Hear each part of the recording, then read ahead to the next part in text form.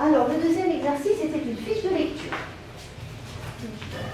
Je vous rappelle que la fiche de lecture, c'est un exercice à la base qui est pour vous. D'accord? Je ne sais plus si je vous l'ai dit à vous ou pas. C'est-à-dire que l'année prochaine, par exemple, en terminale, et puis moi, au troisième trimestre, je vous demanderai de faire une fiche de lecture. Mais cette fiche de lecture, si on vous demande de la rendre au prof, c'est pour un travail, on va dire, d'apprentissage. Mais dans les études supérieures, une fiche de lecture, ce n'est pas un outil à rendre au prof. C'est un outil uniquement pour vous. Donc, comme je vous l'ai dit, la fiche de lecture, autant quand vous la rendez à un prof, il faudrait qu'elle soit rédigée, sauf quand vous la rendez à moi. Autant en temps normal, une fiche de lecture que vous faites pour vous, vous pouvez bien entendu ne pas la rédiger. D'accord? Vous pouvez faire des phrases qui ne sont pas sujet, verbe, complément. En revanche, la fiche de lecture, le but, c'est d'être réutilisable longtemps après. Quel est le principe d'une fiche de lecture dans les études supérieures? C'est que vous avez des cours. À côté des cours, les profs vous demandent de regarder des livres pour avoir plus de connaissances que ce qu'ils vous apportent en cours. C'est donc indispensable pour réussir ces études, pour réussir les concours. Sauf que vous verrez que dans les études supérieures, les profs ils vont vous donner 10, 20, 30, parfois 40 livres par livre. C'est pas faisable. Donc comment est-ce qu'on fait dans les études supérieures? On s'organise. On s'organise par exemple en groupe. On se partage les fiches de lecture. Il y en a qui lisent tel livre, d'autres qui en lisent tel autre. Donc il faut que la fiche de lecture, elle soit utilisable par quelqu'un qui n'a pas lu le livre. Et puis même pour vous, vous allez faire votre fiche de lecture par exemple au mois de septembre et vous passerez votre concours au mois de juin. Donc il faut que la fiche de lecture vous allez mettre au mois de septembre. Quand vous allez apprendre pour le mois de juin, vous soyez capable de relire et de comprendre et que ça vous apporte autant de connaissances que si vous l'avez faite au mois de septembre. Donc il faut qu'elle soit bien faite. C'est pas un brouillon. C'est quelque chose qui doit être un travail bien finalisé, même s'il n'est pas rédigé. Ok? Ça, c'est le premier. Alors, le deuxième, ça, je crois que je vous l'avais dit. Donc, vous deviez travailler sur cet article-là. Donc, pour démarrer, vous avez fait une fiche de lecture qui était sur un article relativement court, parce que si on le prend, il fait 8 pages. Sauf que cet article, c'est l'article d'une universitaire. Donc, elle travaille bien. Ce qui fait que, je crois qu'on l'avait dit, par exemple, tout cet encadré sur le soft power. Par exemple, tout cet encadré sur les instituts Confucius. Bref, je ne veux pas tous. Est-ce qu'ils sont indispensables dans le texte? Pourquoi? Parce qu'elle les reprend à l'intérieur du texte. Elle ne les met pas pour illustrer, elle ne les met pas pour faire joli, elle les met parce qu'elle a extrait des informations dans le texte. Donc vous, quand vous lisez le texte, vous avez déjà ce qu'elle a extrait. Ça ne veut pas dire que ce n'est pas intéressant, mais ça veut dire que dans le cadre d'une fiche de lecture, quand même elle a déjà fait le travail d'extraction. Vous n'êtes pas obligé de le refaire. Et donc, vous vous épargnez du temps en ne retravaillant pas. Vous pouvez les lire, bien sûr, mais vous ne les retravaillez pas. Ok? Après, quelle était la technique que je vous avais éventuellement donnée quand vous travaillez sur un article qui est ici, un article de journal?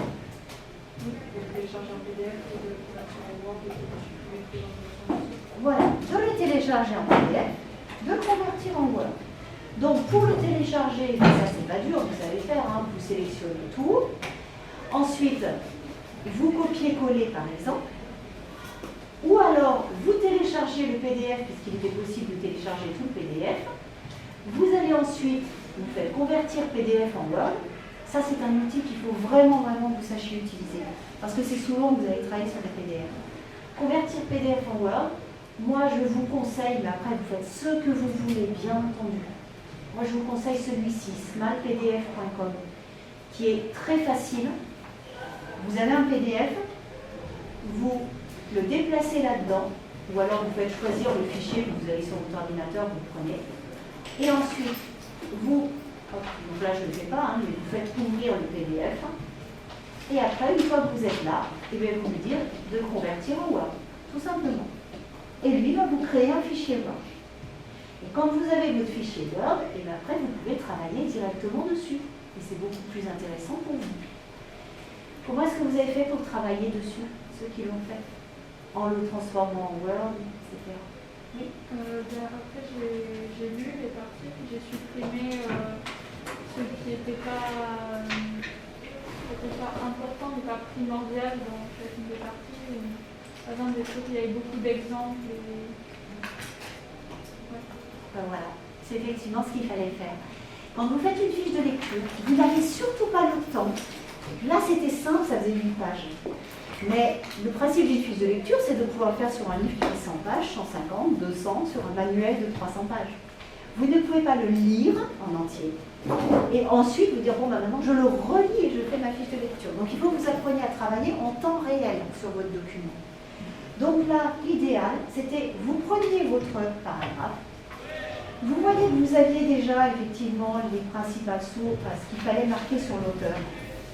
Vous pouviez garder uniquement le plus important, la date de l'article, la source, quel était l'auteur. Après, vous pouviez bien sûr rajouter, si vous ne le savez pas, par exemple, vous ne saviez pas, vous ne connaissez pas la Chidil-Roulay, ce qui est un petit peu normal, ce qui est normal pour vous, vous rajoutez qu'elle est docteur en géographie. Ça, c'est le genre d'information qui est important, que vous sachiez de qui vous êtes en train de parler. Après, soyez aussi, quand la fiche de lecture est pour vous, simplifiez-vous la vie. Ce que vous savez déjà, ben vous ne le remettez pas. Vous partez du principe que la fiche, elle va vous permettre de compléter vos connaissances. D'accord ? Et là encore, j'attire votre attention. Si l'année prochaine, votre prof d'HGSP vous demande de faire une fiche de lecture à rendre, vous faites comme si vous ne connaissiez rien. Vous ne faites pas comme si elle était pour vous. Parce qu'après, la prof, elle dira, mais moi, je ne sais pas si ça, tu ne l'avais pas compris, si c'est parce que tu le savais. Et après, ben, vous enleviez, tout simplement.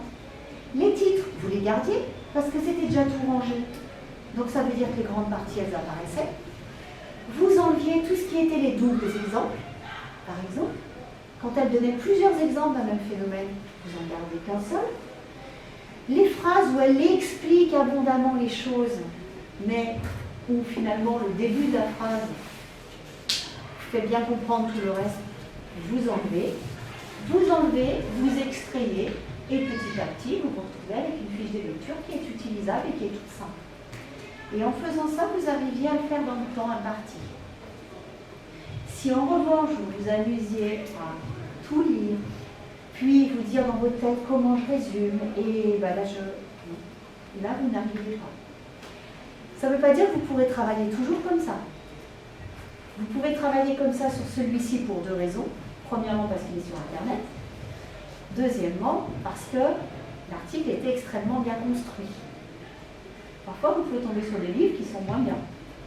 Donc, dans lesquels, effectivement, il va être plus difficile, ou sur des articles où il est plus difficile de faire comme ça.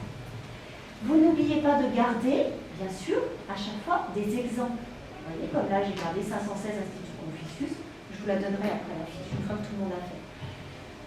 Pour que vous puissiez argumenter vous. Vous n'hésitez pas non plus à garder de temps en temps, vous voyez, comme là, des citations. Des citations de choses qui vous semblent vraiment importantes. Et vous vous dites, ben ça, dans une argumentation, ça sera bien. Ça, en introduction d'une composition, ça sera bien. D'accord ?